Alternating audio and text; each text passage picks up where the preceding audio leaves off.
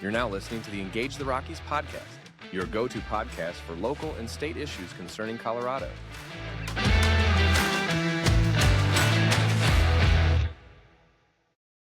Hello, Colorado. This is your Engage the Rockies week in review for the week of September 9th to the 13th.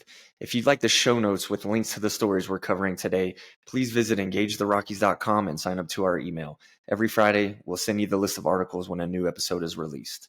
From around the state, Aurora officials on Wednesday admitted that they had been arresting people suspected, though not yet confirmed at the time of their apprehensions, of being members of a Venezuelan gang operating in the Metro Denver long before the media spotlight on the city. The gang's activities also, quote, significantly affected apartment complexes in the city, officials acknowledged.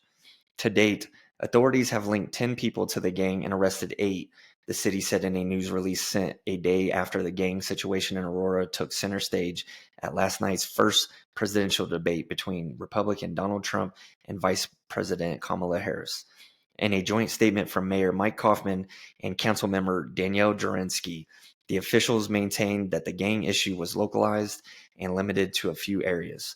While the city previously acknowledged the presence of gangs at apartment complexes, the statement from Kaufman and Jurenski, who chairs the council's public safety panel, confirmed what the Denver Gazette has reported over the past several weeks, that the city, in fact, knew about the issue months ago, or at least suspected that the gang was operating at several apartment complexes. The Aurora Police Department released the names of all 10 suspects linked to the Venezuelan gang, of whom 8 had been arrested over the past year.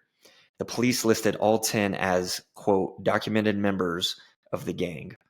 The information that the police released on Wednesday offered a comprehensive look into the gang's activities, or at least what they had been accused of perpetrating in Metro Denver.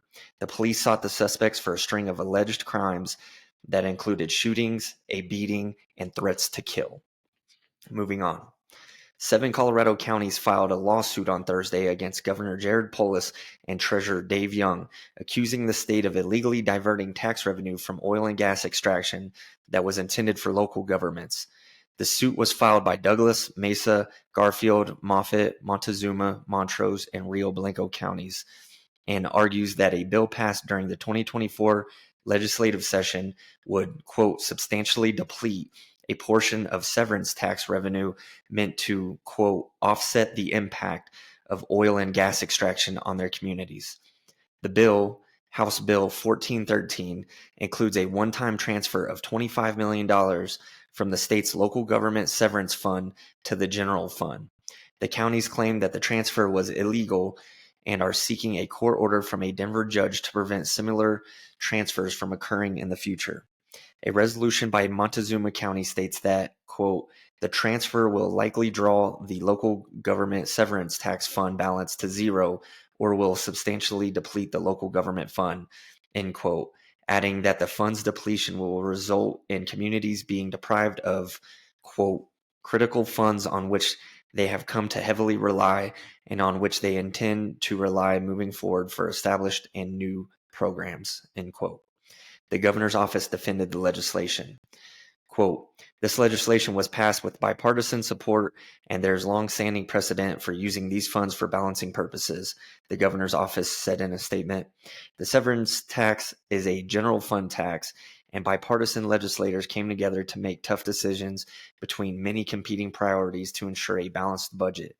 Unfortunately, this lawsuit is about politicizing these important funds and limiting the ability of the General Assembly to allocate them. Moving on. A 2021 law intended to improve accessibility to government documents for individuals with hearing and vision impairments has had unintended consequences. It prompted some agencies to completely remove public records from websites altogether in order to avoid noncompliance with the legislation. House Bill 21-1110 required all state and local agencies to implement accessibility plans for their IT systems by July 1st of this year, or face potential discrimination lawsuits and fines of up to $3,500. Following worries from agencies about their ability to meet the deadline, a 2024 bill extended the cutoff to July 1st, 2025. Under the law, to make documents accessible to individuals with vision and hearing impairments, Agencies must remove the original files and replace them with accessible versions. These new versions must adhere to the most recent edition of Web Content Accessibility Guidelines. Common features of accessible web content include larger text, image descriptions, and compatibility with screen readers. While the process of converting documents to accessible formats might seem straightforward, some organizations allege that it is both time-consuming and costly.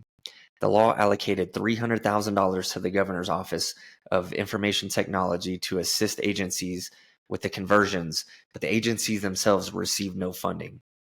Many consider it an unfunded mandate, including Laura Thomas, a Douglas County Commissioner and the Secretary of Colorado Counties Incorporated.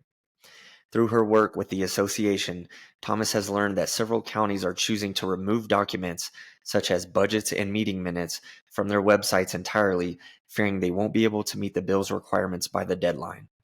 Residents looking to access a removed document file must file a Colorado Open Records Act, or CORA, request, which can cost up to $40 per research hour.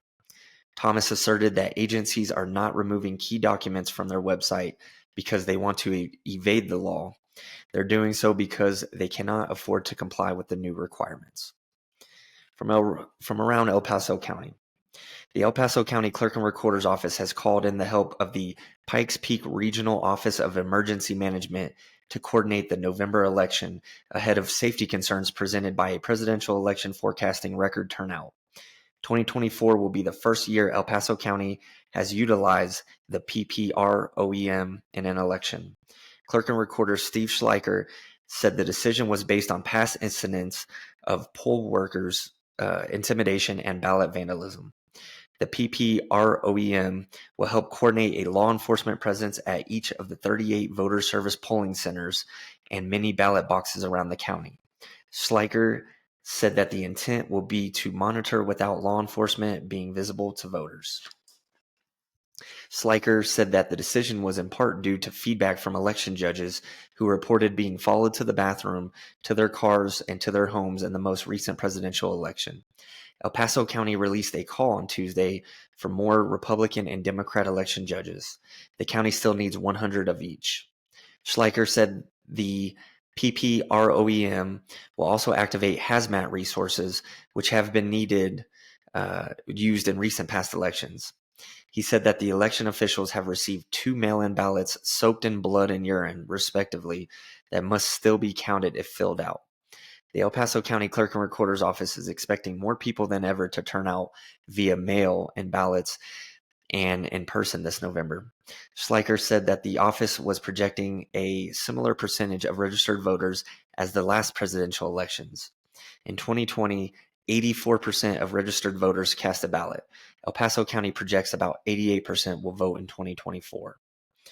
And lastly, the number of Colorado Springs area homes listed for sale last month reached a 9-year high, though a larger inventory of properties from which to choose didn't necessarily translate to more sales as prices and mortgages rates remained high for some buyers. A new Pikes Peak Association of Realtors market trends reports showed home listings totaled 3,320 in August, a 37.2% jump over the same month last year. Last month's listings were the most since 3,378 in August 2015, historical data maintained by the Gazette showed. Even with more supply, August's single-family home sales of 1,064 dipped by 0.3% from the same month last year, according to the Realtors Association report. And of Springs area homes that sold in August, the median sales price, or midpoint, reached $490,000, a 2.1% increase from $480,000 during the same month last year, the report showed. Median home prices have increased for 12 straight months on a year-over-year basis, a trend that followed several months of price declines after long-term mortgage rates spiked in late 2022 and during much of 2023. Homes that are priced correctly to reflect the market and are well maintained and in desirable neighborhoods continue to sell and even are receiving multiple offers. Likewise, the demand remains strong for higher end properties, including those with $1 million plus and up price tags. Those are your top stories for the week of September 9th through 13th.